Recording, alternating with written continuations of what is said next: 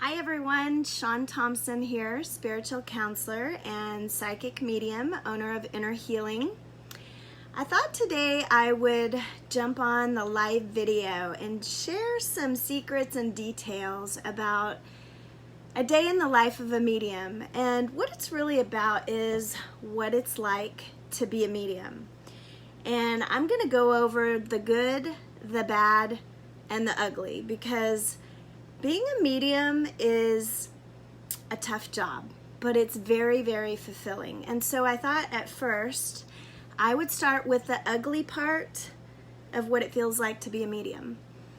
When I say the ugliness of being a medium, there are a few areas that come to mind that I deal with probably every day, that I've dealt with probably the last 20 plus years, especially growing up as a Catholic and being brought up in an environment that was very religious, but knowing that I was different. So one of the things that feels really ugly about being a medium is that you're always judged. So the first thing that someone does when they say, "Oh, what do you do for a living?" Sometimes I have to sit back and go, okay, do I say I'm a spiritual counselor or do I say I'm a psychic medium? Because I really have to decide in that moment if I want to be judged for being different, for doing something that's not in the religious spectrum. So the judgment comes on pretty strong, typically from people who are very religious. So I kind of size them up in our conversation. Hey, thanks for watching, Dale. Glad you're here. I kind of size them up before I just out myself. It just depends on if I really want to answer questions or feel judged in that moment. So that's one ugly thing of what you're going to have to deal with if you decide to out yourself as a psychic medium. Another ugly part of it is being shamed. There's a lot of people out there that will shame you for what they call doing the devil's work. So especially religious-minded people who don't understand that there's really no difference if you're praying or speaking to angels or God or your loved ones or your guides. And so immediately they will shame me, or I feel shamed for being different and for communing with the deceased. And so I have to do a little education sometimes for those who are open-minded about it, and make sure that I don't get into a teaching mode for people who really don't want to learn more. They just want to shame or judge. A third area that really falls in the ugly zone of being a medium is feeling outcasted and feeling different. So a lot of times when I was growing up, I knew things that people didn't know. I got called a know-it-all. Hey Ava, it's good to see you. I got called a know-it-all, or how do you know that? Or you're just, you're just different and you're probably crazy, really. But I'm not. And I do have a master's in counseling, so trust me, if I was crazy, I'd be able to deem myself as crazy. But it really does make you feel different. You don't have a lot of friends. You're typically very empathic and oversensitive. And so it makes you feel isolated to a degree, and those are kind of some of the ugly things that go into being a medium. Now, let's up it a notch. Let's talk about the bad things that you can experience. Hey Gina, good to see you. Let's talk about the bad things. So the bad things category falls into not really ugly, but not really a feel-good kind of category. And so what I would say as far as a bad thing that I have to experience is when I'm doing a reading, it's having to shift through all the expectations that the person getting the reading may have prior to going into the reading. And so the expectations come from people who watch Hollywood, Hollywood medium, things like that, people who have read books or who have heard others who have had amazing readings, and so they go into the reading with an expectation that it's going to be phenomenal, or that they're going to receive everything that they need, or their person who they're wanting to connect with is going to come through very strong. And sometimes that just doesn't happen, and there's a lot that goes into it. So the bad part, or a hard part, I would say, maybe not necessarily bad, is having to shift through the expectations and explaining to people, hey, this is really how mediumship works. If you if you try to say, if you ask me a question like, tell me my favorite color, and if you don't get it right, you're not a good medium. And that's so not how it works. So having to shift through expectations is probably one of the hardships of being a medium. The other thing is skepticism. So it's very healthy. Hey, Angela, good to see you. It's very healthy to have skepticism when you're having a medium reading or a psychic reading.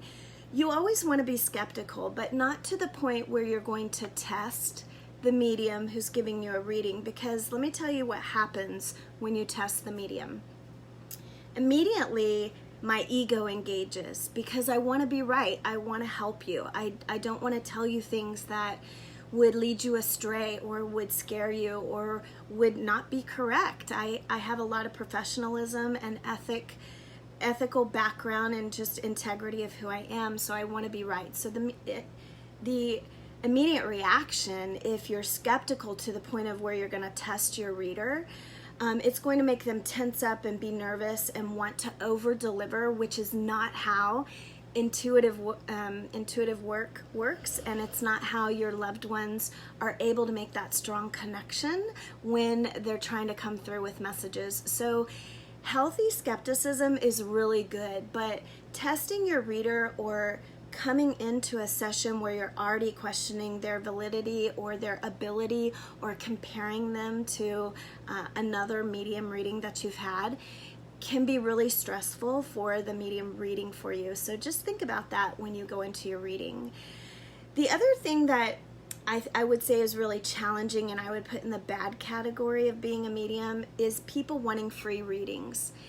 One thing you have to understand, for the majority of readers, I'm not talking about the gypsy soul reader who's on the side of the road trying to swindle you for the next $10. People who do it for a profession, such as myself, I mean, I have a master's in counseling. I've been doing this and been gifted for over 20-something years. And so I have a lot that has gone into not only my profession, but my business as a whole. And I don't think people realize what it takes to run a business. And yes, my mediumship, inner healing, is a business, although it's absolutely also my purpose in life and my passion.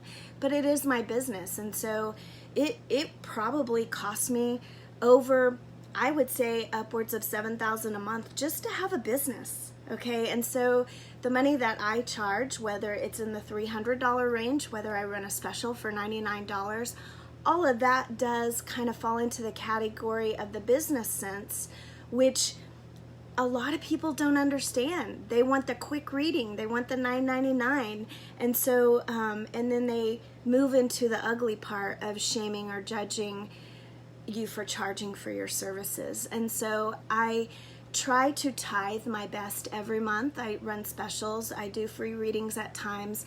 I over deliver in my readings as a way to say I really appreciate you having faith and spending your hard-earned money to get answers and connect with loved ones. But the hard time is when I have to say no because I've done my tithing for the month and I can't do any more free readings. So I like to try and bring a balance in of what I charge, what I tithe, so that it can be a win-win for everybody. And just because I'm gifted, it doesn't mean I should give my services away for free, but also just because I'm a business person doesn't mean I have to be a shark either. And there are sharks out there. There are people who charge $600, $700, $800 just for one session. That's a shark. There are people that give their services away for free or only charge $19.99 and are going hungry every month and blaming, anybody and their mother for being broke or not being able to share their gift with the world. So when you go into a reading, or if you decide to work with a medium, please understand all the components and how that can affect your reading too. Because if you're sucking the blood out of someone, you're not going to get much love and compassion in return.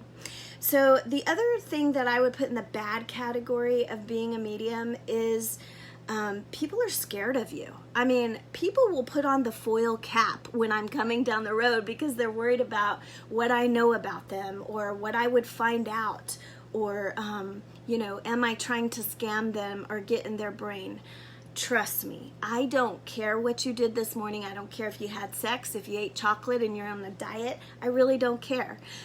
My goal as an intuitive or a medium is to really help you get answers to questions that may have not been answered before your loved one passed, to help you know that your loved ones are around you. I don't care what you did that morning, or if you're having an affair, or if you're thinking bad about me. I really don't care. It's not my job to get into your head unless you give me permission, or unless you're seeking answers. And so don't be necessarily scared that mediums are always trying to get in your head or want to know your secrets. A good medium has ethics. They put good boundaries up, and they really learn and know how to turn off their gift so that they're not always on. That would be another thing that sometimes is hard for probably new mediums or psychics to deal with, is because we are so intuitive and empathic, is knowing when to turn it off and knowing when to turn it on. So I try to have open hours where if I'm talking to a friend and I get a hit, I decide whether or not I want to give them that hit. If I'm talking to a new stranger or person who's asking me what I'm doing for what I do for a living, I typically always get a hit on them, but it doesn't mean I share it, because I want to respect their boundaries, and I'd like for them to respect my boundaries too. So that would probably be another category that falls in the bad category. So hi Nanette, thank you Mitchie, I hope I pronounced that right. Thank you for watching. So now the fun part, I want to move into describing the good. So today we're talking about the good, the bad, and the ugly about being a medium, and I've already gone over the ugly and the bad. Now I want to touch on the good, because it's so much more fulfilling than anything that I've just discussed right now. So that's probably one of the biggest things as a medium that I really appreciate. It's very fulfilling in general in my life. As a counselor, I knew I wanted to be a counselor at 8 years old. Okay, so I went the traditional route of doing traditional counseling. Even though I was always gifted as a psychic medium my whole life, it wasn't until 2006 where I hung up my professional shingle as a counselor and went straight into spiritual counseling and mediumship.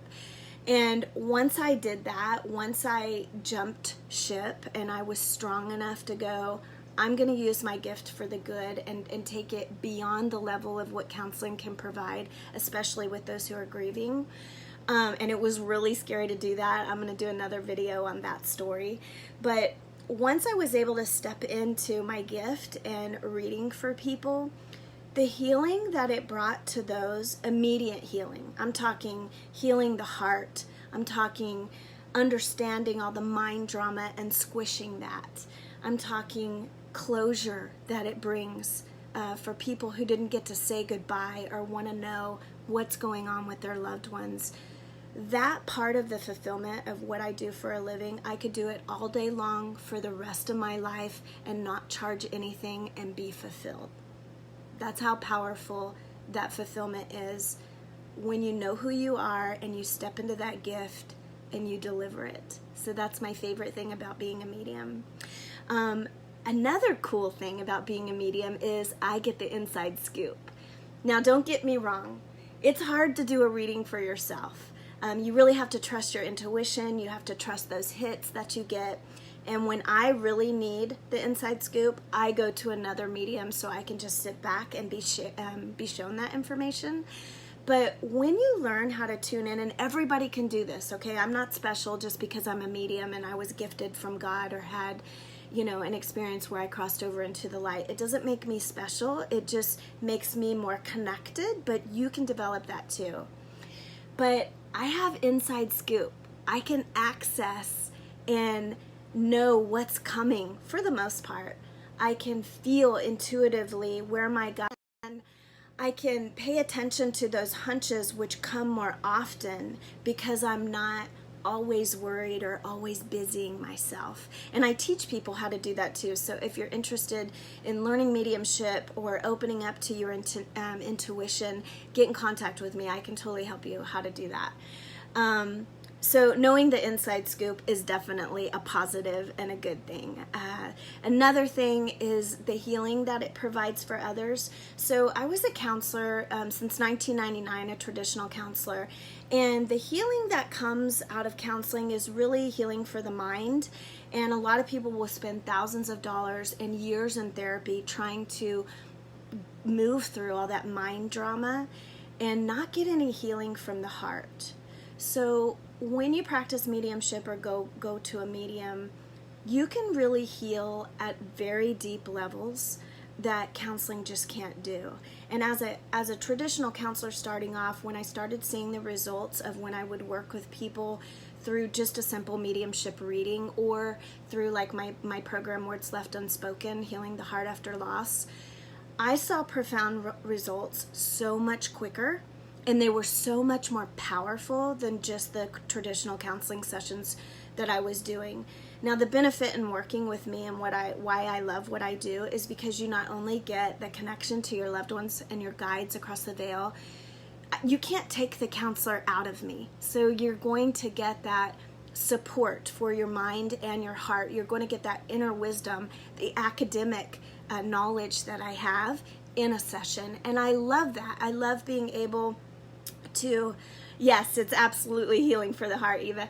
I love to be able to package it together and deliver that in a session. And that's why I charge what I do. It's not out of arrogance or entitlement or being a shark or trying to swindle you out of your hard-earned money.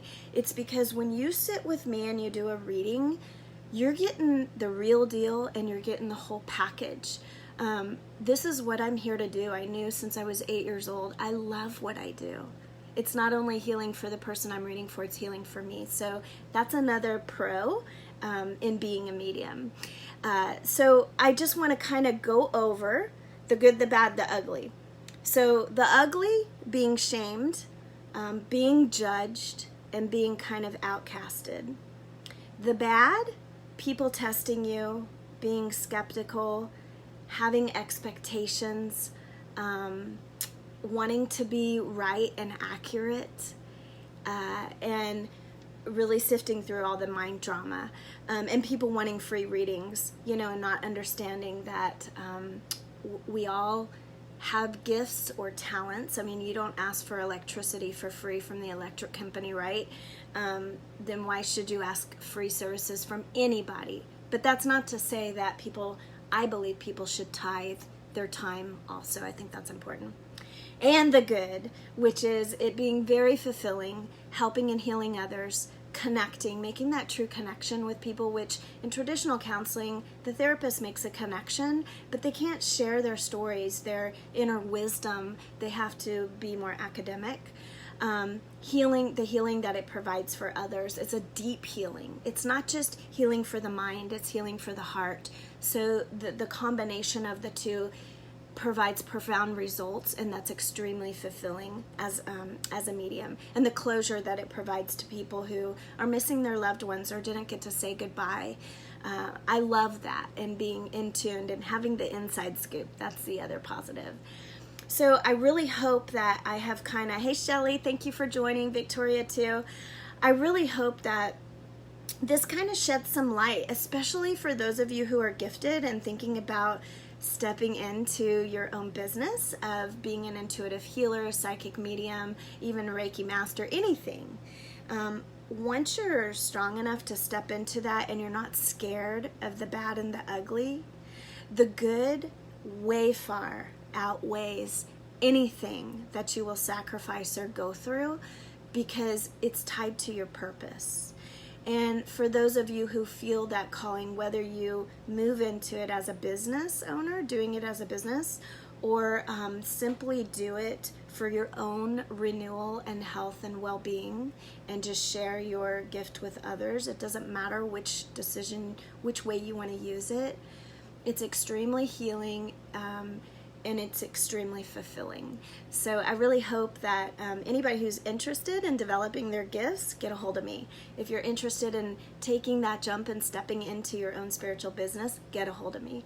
If you're interested in connecting with your loved ones or your guides across the veil, get a hold of me, because I can help you with all of that. I'm gonna put a link so you can schedule a free insight call to see where you're at. It's not a free reading, but it is an insight call just to see where you're at, see if you'd like to work with me, see if I can help you. So stay tuned. I'm going to be going live more often and sharing some tips of the trade and tricks and all kind of juicy stuff. I'm also thinking about launching a membership program called the Sage Membership, which is going to be a monthly program that's going to be very reasonable for people who want that spiritual connection. They have answers about metaphysics, spirituality, mediumship, things like that. I'm going to be interviewing certain people in the genres that will educate you. So drop your name in the chat below if you enjoyed this video, if you are interested in the membership program or anything that I do. I would love to connect with you directly. And thank you for showing up. I really appreciate all of you. Thanks, Rebecca, for just being present and giving me your time today. I hope that this was insightful and educational, and it took the edge off of anything you might be thinking of moving forward. So, hey, Kelly, so y'all have a beautiful day, and thank you again.